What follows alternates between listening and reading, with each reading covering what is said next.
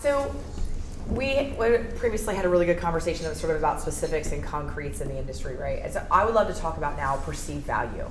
And we're dovetailing off the conversation of addressability, right? Like, you know, I've played with some of the DSP platforms and looked at like the Nielsen audience segmentation and what that that additional cost is to go from, again, the net to the line analogy. That incremental investment is pretty substantial.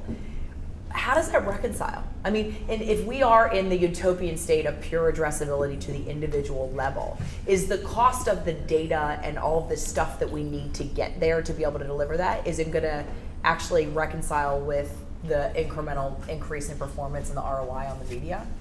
I mean, I'm asking you to conjecture, right? But I think fundamentally, yes. I think it comes down to the return on the investment. So if we were talking about earlier the waste that's inherent in delivering impressions to the wrong, not your intended audience, but the wrong people, what does that cost on a CPM basis? And so you're kind of replacing one cost with another to be able to identify that audience more effectively.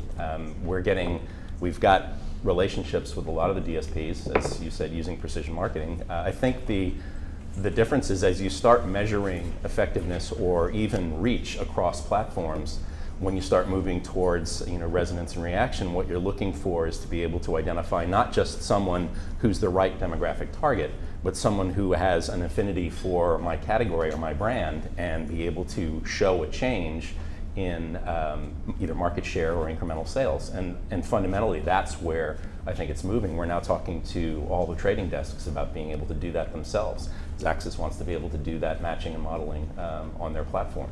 So I've consumed a lot of diverse research, and it feels like semantics, and then sometimes the way someone articulates it doesn't. But like the difference between eliminating waste versus better targeting.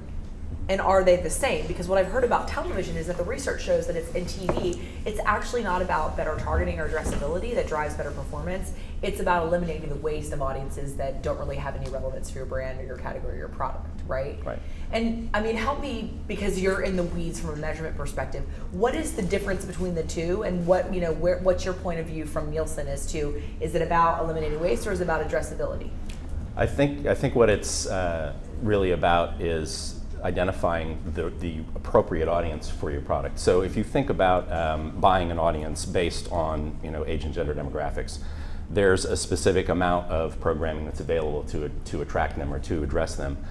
If you're now saying, all right, the category that I want to attract, call it beer, is some of that, but not all of that. Now the Bud Light portion of that category is even smaller. If I'm buying the demographic, I'm spending a lot more money than I need to attract the specific group that I'm interested in, which is why I think that the buyer graphics information that we've been providing to DSPs and advertisers and now trading desks is becoming so important, because they see real lift in the sales that are resulting from those programs where they're targeting their specific audience more effectively. So as we migrate into a world of, and I mean, you guys have extended your GRP definition to include over-the-top platforms, right? And as we migrate into a world of more linear television delivered over the top, as we have addressability in TV that is real, do you think that it's going to have an impact on the TV dollars spent, or is it sort of net-net going to remain the same and be on the same growth curve?